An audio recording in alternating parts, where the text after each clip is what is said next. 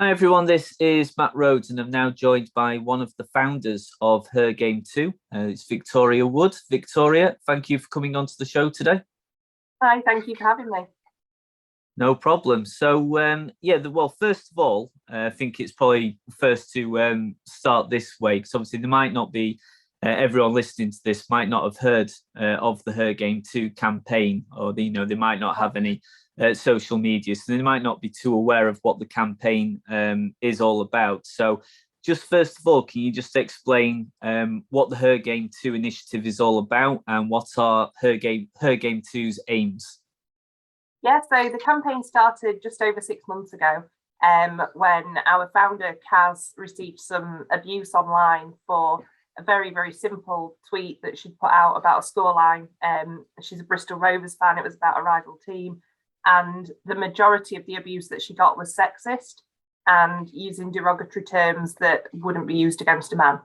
And then she was told that, women don't have a place in football, and just the usual sort of thing that unfortunately a lot of women have when they talk about football. So Kaz reached out to quite a few female football fans who she followed on Twitter and Instagram and stuff. And we came together and we formed this campaign. They originally did a video that went viral and trended in the UK on Twitter, just holding up signs, very simple, with comments that had resonated, that had been said to them and kind of stuck with them throughout their time supporting football. So things like "get back to the kitchen," "you're a woman, you don't know anything about football," or even the backhanded sort of compliments that you get that are, "you know a lot about football for a woman," or "why don't you go to the women's game, it's a men's game." And that campaign, that video just went viral straight away. We launched it on FA Cup final day, and it got millions of views. We've got about 17,000 Twitter followers now. We've got quite a few clubs that are partnered with us. And the aims really are just to eradicate sexism from football and just make women feel comfortable to be able to go to the football match. And whether they've got a season ticket and go week in, week out, home and away, or whether they just want to go once on a Saturday afternoon, they shouldn't be made to feel like that they don't belong there. So that's something that we've kind of, it's like I say, it's 6 months old. We're all volunteering our time for this, and it's just going crazy at the moment. Which we're really lucky. There are so many clubs that want to work with us, and I think a lot of football clubs have a reporting system in place for any sort of targeted harassment or abuse in the ground when it comes to homophobia, racism, ableism, but there's never really anything made of sexism, and nobody ever talks about that. And we want it to be, recognised that women do go through this. We ran a survey to 400 women who go to the football, and over 90% have either witnessed or seen or been victim to sexist abuse, either in person or online, regarding football. And it's just something that needs to stop. It shouldn't be a case of having to prove yourself. You shouldn't be having to prove that you're a real football fan. I've been going to Hillsborough for 33 years, but that makes me no different to someone who might, like I said, just go as a one-off on a Saturday afternoon. And that's something that we feel really passionately about, and we want to get more and more girls and women feeling like they can be a part of football. Yeah, I was about to come on to that survey that you just mentioned there. So let's just have sort of like a quick chat about that in detail, because I remember reading about that online. And can you just sort of, maybe not like the specific details, but just sort of examples of the kinds of abuse that were reported, that you managed to find in that survey? Because some of the things that I read about it were pretty shocking. Yeah, there have been a couple of surveys out recently, actually. So we ran our own right at the start of the campaign, which is when we got the figures of, like, I think it was 91%, nearly 92% had seen sexist abuse online, and 68% had received sexist abuse online, and 60% had actually seen it in person at a football club. And that was just one survey that we did in June. The FSA, the Football Supporters Association, they've also run one, that we weren't involved in. It was just kind of ongoing at the same time, and the figures are shocking. They're exactly the same. And it's just the case that I think it's something like 4 in 5 women have experienced some sort of misogynistic abuse at the football, and it's not right. And there are a lot of people that turn around and say, well, you wouldn't get that if you go to women's football, etc. And it's like, well, I've followed the men's game. Like, that's just how I was brought up. Women's football wasn't really a big thing when I was younger. Obviously now it is, and it's growing, and I do go to some women's football games, but my season ticket is for the men's game. And we're just trying to make sure that people realize that it does actually affect people. And we're trying to support young girls. And I think one of the main things that we're doing with we've sold a few t-shirts, we've sold hoodies, stuff like that. And the money that we get from that, we're investing in like supporting grassroots girls teams, because even though we're not necessarily campaigning for women's football, we strongly believe from first-hand experience of all of us that the way that we felt more included growing up was actually playing. Even if you weren't very good, or even if it wasn't really like a huge passion, but it actually makes you feel more involved in the game. You understand the game more. You know, you do have this reply then when people question if you know the offside rule, etc. And it's something that we just want young girls especially to feel like they've got a place, and hopefully, you know, build on that for generations. Yeah, no, the next point I'll go on to, I mean, I could be here till midnight talking about this, so I'll have to restrict myself because it's only a 1 hour show. But I've started, I started following the Her Game 2 campaign, I think on the day that it launched on FA Cup final day back in May. Now, as with social media, it does a lot of good points, but also, as we all know, a lot of very bad points. So I've seen, because I follow quite a lot of the people that are linked with Her Game 2, do tend to see, I mean, the majority of it is praise and encouragement as to what the campaign is doing and what it's aiming to do. But as always, there are a lot of detractors as well. So I'll give you one example, which I saw, well, I think it came about last night, but it's also sort of emerged today. I think a Celtic supporter basically said that something along the lines of, he says it's a man's game. It's one of those things where you still don't think that people do still say those phrases, but they do. But he said that he once spoke to a couple of female supporters who seemed to understand the game, so therefore he's accepted that women, yeah, they should be allowed to attend football games, because he's spoken to a couple of women who seem to understand the game. Now, obviously, I'm not too sure if that could be any more patronising, but when you read or hear comments like that about people that either don't quite still seem to understand what the message is, or they kind of dismiss the issue because they haven't seen examples of what you've talked about before, what's kind of your thoughts when you sort of read comments like that online? I think there are some people, I know which account you're talking about, and I've looked back through some of his other tweets, and he says that he allowed his wife to go once, and I don't. To be honest, I think so. It was like a birthday present. That's very kind. Yeah, like you can't educate some people, and unfortunately, you know, these people are just in society, and they will just continue to exist. And like I said, we volunteer for this. We don't need to give our energy to people like him. But what we can do is we can educate people who want to learn and who want to understand what they're doing differently, and what they shouldn't be singing, what they shouldn't be saying, comments that they shouldn't be making. And that means that we're working with clubs that want to push the message forward. So one of the big things that we're doing with a lot of football clubs is putting posters up in the women's toilets. And that's somewhere that obviously women go during the football, and if they've experienced anything, they can just take down the details of each club of how to contact them. And that's one way that we can eradicate things. But I think online, Twitter, I mean, it's not a great place most of the time. I kind of dip in and out. I don't really read my mentions. I think it tends to get worse when it's more targeted. And I've experienced it personally. Like, I'm on a Sheffield Wednesday podcast, and I'm the only, well, there's 2 women on there, but I'm the sort of the one that's on the most. And we've noticed a pattern in things where if my male counterpart gets something wrong or says the wrong player's name or the wrong game or mentions something that, you know, others might not agree with, it just gets kind of ignored. Whereas if I even have the audacity to, you know, get a ground name wrong when they're now sponsored by Reebok or whoever, the abuse that I get online is just ridiculous, about how I need to get back in the kitchen, how I don't understand.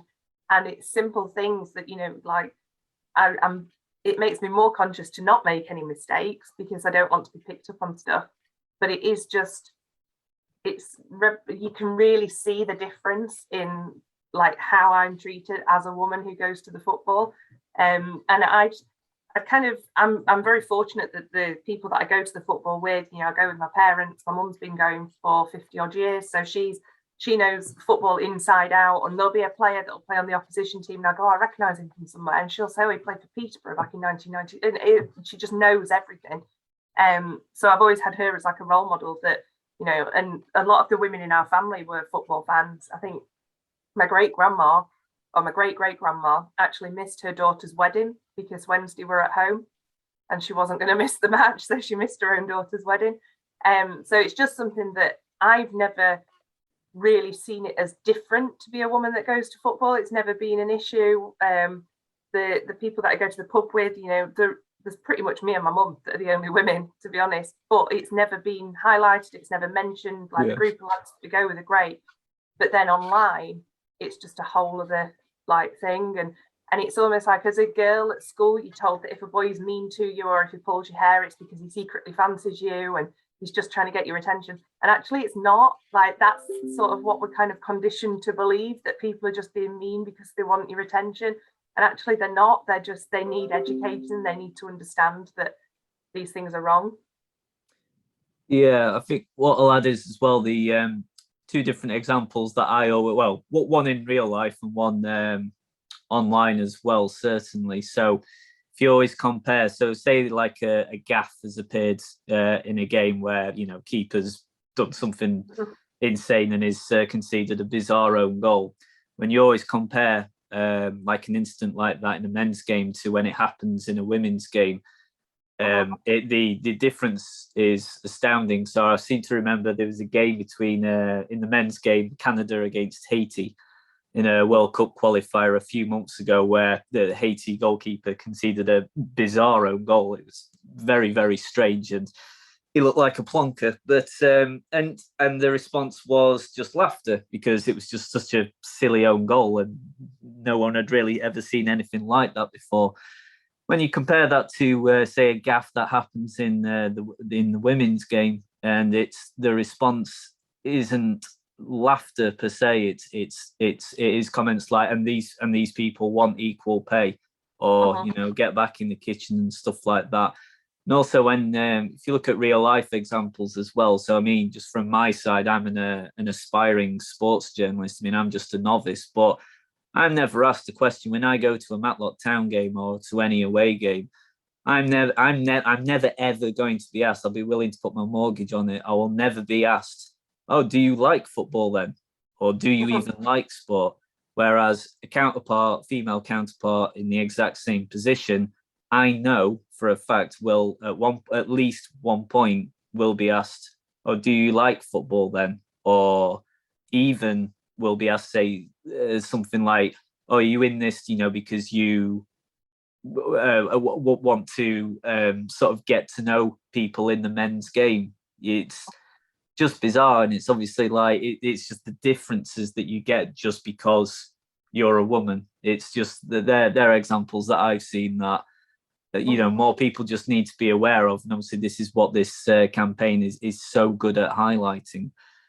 Let's move on to more positive stuff away from the troll comments. So, how many clubs have now partnered up with the Her Game 2 campaign? Because it's not just non-league teams like Matlock Town. Quite a few in the EFL have now supported the campaign. Yeah, so we've got quite a few clubs signed up. We've yet to get a Premier League club, but we've got two that are kind of neck and neck, trying to be the first one. So we're working on them. Obviously, I'm a Sheffield Wednesday fan, so I'm desperate to get Sheffield Wednesday on board. But including grassroots and sort of non-league, I think we're up to about 30 partner clubs now. which is great. I've got some clubs that do immense work for us and do loads and loads of stuff. So like Dorking, who Callum Best is the chairman of, they do loads for us. They've got us on their kit. Forest Green Rovers, who are obviously great in their community anyway, and they're really like a trailblazing club. They're doing a lot for us. Lose are. We've also got Exeter City held like a full weekend dedicated to her game too. Bristol Rovers, Bristol City. We've just got loads of support, and people are being great. People really, really want to engage, and a lot of the time, I mean, I worked in football for a while and in sports journalism, and a lot of the time it is a male-dominated industry. And a lot of the people that we are having meetings with are men that work at the football club, probably bar one or two, and they are so keen to get involved because they want to know how to do better, and that's something that's so important. And I think, especially with the last few years that we've seen, there's been awful news stories like against women, and violence against women is just like an epidemic at the moment. And it's great to see that men want to do the right thing, and I think that's just something that a lot of people have got daughters who play football or daughters who they want to take to the football, and they want to get their kids teams involved and wearing our badges and stuff, and that's amazing. So it's around 30 clubs, soon to be announced in the Premier League one, hopefully when we get final agreement from either club. And then I'm making my way around sort of the local area. I'm the Sheffield based person for the campaign, and then we've got most of the girls are either down south or we've got quite a few in Bristol, but I'm kind of working my way around the region, so I'm sure you'll see more and more clubs pop up in sort of the Derbyshire, Yorkshire region that will be because of me hammering on doors and not taking no for an answer, basically. Okay, fantastic. And obviously her game too, so just to clarify, I mean, it's not been going for very long. It's only been 6 months, so it's only been half a year. How successful has the first 6 months been for her game too, and what would you say has been its main successes so far? So I think the first thing was the video obviously was amazing. I think we're now up to something like 12 million impressions on Twitter, 1.9 million views, I believe it is. We're nearly at 17,000 followers on Twitter, so that's just been phenomenal. Obviously, the clubs, every time we partner with a club, whether it's grassroots, whether it's like a football league club, we're all so excited about it. We've all got personal contacts at the club now that we're doing more and more with. And one of the things that we do is on our website, we have a reporting system. So if you are a woman that's been to any football ground and received sexist abuse, you can go onto our website and you can report it. And it's good and bad, but we are getting more and more reports through. And even if we're not partnered with the clubs, we're acting as that go-between to try and challenge these clubs into acting on something. Some clubs have been absolutely phenomenal. I know Bristol Rovers have actually, they've blocked people on Twitter. They've done loads, when people have been in the wrong. Swansea City are the same. They've been amazing.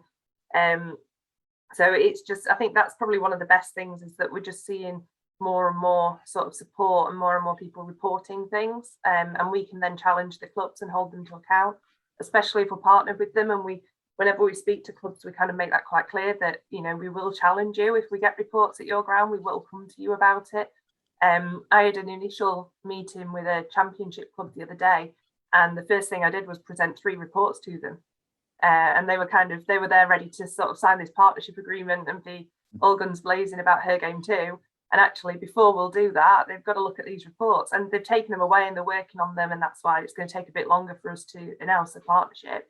But we don't want to just be a tick box. We don't want to just be something that people say, oh yeah, we're a partner, and then don't do anything about it if there is a problem. So I think that's the main thing that has been a real success, is when clubs are actually taking it seriously. So like I said, the championship club that I spoke to, again, it was 2 men on the call. And they were kind of there and they were ready, and they were like, oh, let's get a press release. And I was like, before we start, here are some reports. And I read them out, like really sort of deadpan, because the language in them is awful, the things that these women go through. And we find that when we tell people the grimaces that men have on their face when they're appalled by what's been said, but to us, if we just read it because we're so used to it, it just sounds like, it means nothing. And that's what gives it a bit more of a shock factor, I think, because we're so used to it. So yeah, that club have taken those away, and they're really, they are working with it. They're speaking to the 3 women involved, and that for me, that's one of the biggest wins. Is that before, we don't want to just be a banner at the side of the pitch and people going, oh yeah, look, it's great they're against sexism. You need to actually act on it as well. I think for me, I mean, we're really close to sorting out something with Sheffield Wednesday. I think for me, the day that I see the logo and stuff on the big screen, and when I see a poster in the toilet at half time, that'll be sort of my personal win. Doing the design work for it over the last couple of weeks has been quite emotional to kind of see it and go, oh yeah, my club's behind this now. And a lot of the other girls are Bristol City and Bristol Rovers fans who are both really supportive, and a Swansea City fan. So that's great. We've got them on board. So I think I want my bit now. I want my Sheffield Wednesday badge on there. But we'll see. It won't be long, I'm sure. Yeah, well, just the last question then. So this interview coincides with the local news in our region that Matlock Town have officially partnered up with the Her Game 2 campaign. Obviously, Matlock Town, not the biggest club in the country, doesn't have millions upon millions of Twitter followers, but how important and how helpful is it for clubs around Matlock Town's level, so around step 3 of non-league football? How important is it still for clubs to get involved with this campaign and help to educate more people about what Her Game 2's aims are? I think it's really important. I want us to be at every football club. I think it's something that, I've been to Matlock Town as a young girl with my dad when there's been a match on, and I've gone to there and I've watched the game. I grew up in North East Derbyshire. So that for me is, if I'd have seen that then, it would have normalised things a bit more. And I think for us, it's just, if not normalised things, but it would have made me realise that it wasn't normal, if that makes sense. But I think for us, if one woman or one girl sees a poster in any football ground around the country and feels a bit more empowered or not alone, then that's doing the job. So for clubs like Matlock, it's great for us. And obviously, it's a local area as well. And obviously, we tend to find that grassroots clubs are even more involved in the community than the bigger clubs are. So for us, that's getting us straight out into the community as well, and getting people to see the campaign and just understand it a bit. And I think as well, one thing that we find with a lot of sort of grassroots clubs, non-league clubs, is that there hasn't really been anything like this before. This campaign itself is on its own. It's completely new. But it's something that a lot of people who go to non-league clubs or grassroots will have been going for years and years and years, same as I have at Hillsborough, but they'll have been going for years, and not really know too much about outside of that club. So to see it, like you said, a lot of people aren't on Twitter, a lot of people who listen to this aren't on Facebook, etc. So to actually see the poster in the ground, that's another way of getting the message out there. Yeah, absolutely. Well, thanks for your time, Victoria, because I know, as I said before, this is only a 1-hour show, so I could have gone on for quite a lot longer about this issue because, it's really become increasingly aware of just how differently, women are treated compared to men in all aspects of the game, not just, spectators and fans, but also in media as well. So, I just hope this has been a really good sort of starting point for anyone listening who has not been aware of the campaign before. So, thanks for your time, Victoria, and keep up the excellent work with Her Game 2 because it's a fantastic campaign. So, thanks for your time today. Thank you.